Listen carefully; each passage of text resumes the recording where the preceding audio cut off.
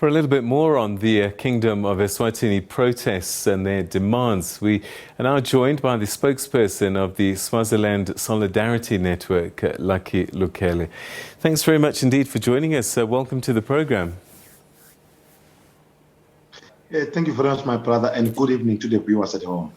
All right, so tell us about today's protests. Right at the front of it, what were you trying to achieve? Well, firstly, we want to appreciate and thank the African National Congress, the South African Communist Party, COSATU, and the entire people of South Africa for showing solidarity with the people of Swaziland.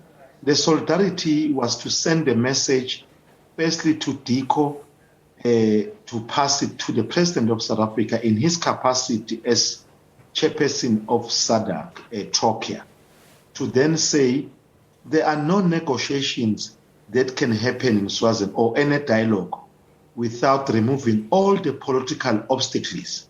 The political obstacles, firstly, is to say unban political parties immediately, by removing the 1973 King's Proclamation that bans political parties. Secondly, was to say release all political prisoners, including Comrade Amos Mbenze, a South African citizen that is currently serving 85 years in prison.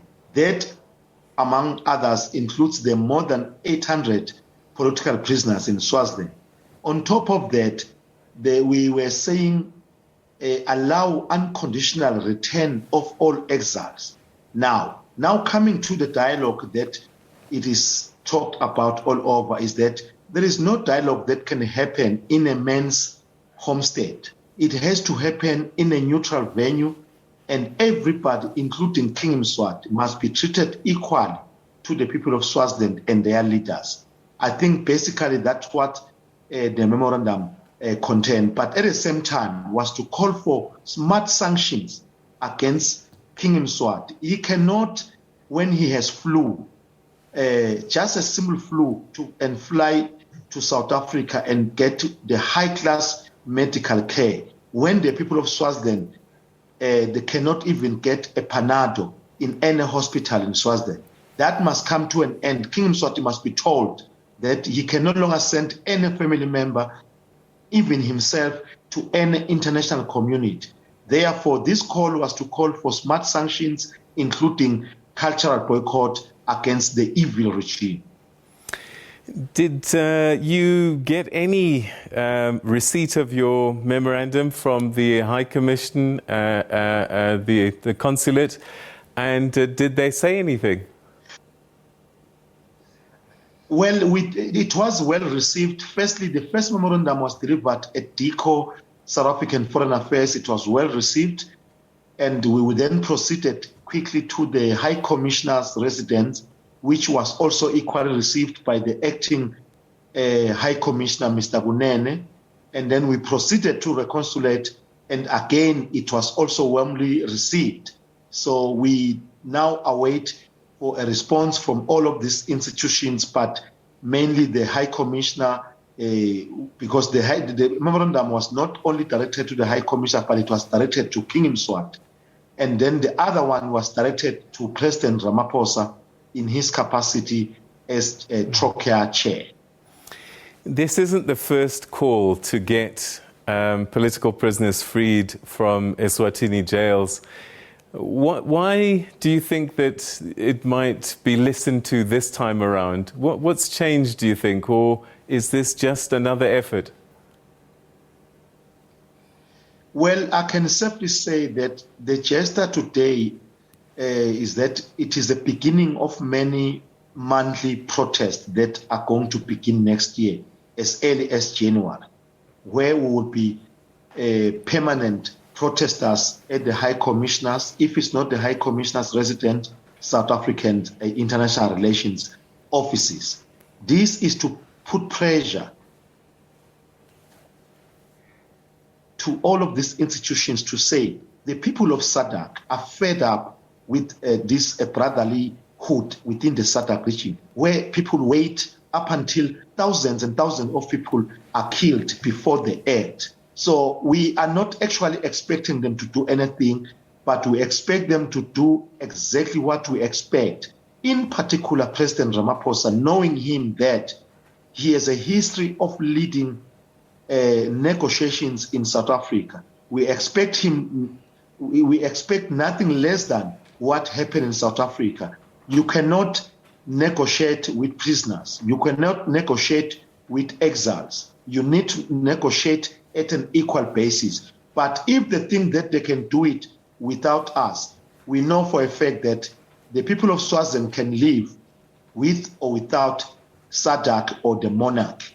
But we don't see SADC or the monarchy living outside the people of Swaziland. The people of SADC and the people of Africa are fed up. It is a message that we are continuously going to present to them, and we are going to be a serious irritant on them. What is happening inside the country? We've seen in recent times extreme force used by the security apparatus in the country, protests that have been running over days and days, and sadly a loss of lives and hospitalizations and people losing limbs. What is the situation inside Eswatini today? Well, the situation, my brother, is quite dire, and the king continues to kill people with impunity. Especially now, he is targeting rural communities, trying to silence them, because deep down he has never experienced or anticipated that the rural communities will stand up to his barbarism. And now that they're doing this, he's now dispatching his army. I can tell you now, as early as 2 weeks ago, innocent citizens were shot and killed by a chief, of course instructed by him. Now, this then tells you that this is a man that is not even close to any dialogue. He was just bluffing President Ramaphosa, hiding behind his annual rituals, where I believe that it cannot be allowed to continue whilst the situation of the people are then suspended. The king has used Indwala as something that he feels like it is a national prayer of the Swazis. We want to put it clear. Indwala, it's more like my family ancestors a celebration or whatever that you may think of. So we don't then expect a man in the King of Kingdom Swat to then use his family rituals to suspend such an important event and push it to early next year.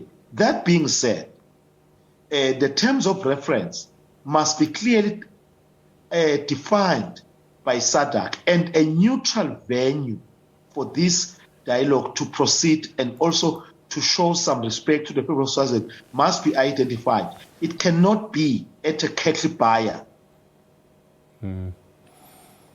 of a man. I can easily call it at my own homestead. It cannot be done in that fashion. Immediately you allow that situation, it's no longer a national dialogue. It becomes a family affair. All right. What is for you the end game? What will Eswatini, Swaziland look like after you've had the negotiations and you create the state that you desire? Will there still be room for a monarchy, or what will Eswatini look like in the future from where you're standing and what your people say they want? Given what the king has done to the people of Swaziland, if you kill more than 100 people and you injured more than 250, as we speak, as you correctly said it, my brother, that we have people that are amputated, people that are in wheelchairs, people that are on crutches. The blood is too much on the floor. The people of Swaziland, it looks like they are moving towards a republic, and we agree with them. So, like I've indicated, the people of Swaziland can live with or without the monarchy or the royal family. It is up to the king to then rescue the monarchy. But I can tell you, the decision of the monarchy will be taken at the Constitutional Assembly by the people at the negotiation table.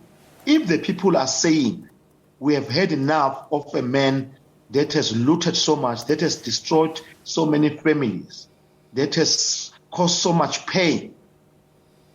If it is a republic, so be it. And I support it 100%, and I smell it.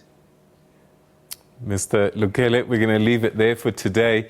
Thanks very much indeed for joining us. We'll chat again in the near future, I have no doubt. Thanks for your time. We appreciate the opportunity. Thank you very much. All right, that's Lucky Lukhele, who's the spokesperson for the Swaziland Solidarity Network, speaking to us about protests that took place earlier today, where a memorandum was delivered to, amongst other places, the Department of International Relations and Cooperation, as well as the Eswatini High Commission. All right, so we're going to take a break, and when we come back, find out why China and Russia have been talking about fighting Western interference. All of that still to come. Stay with us.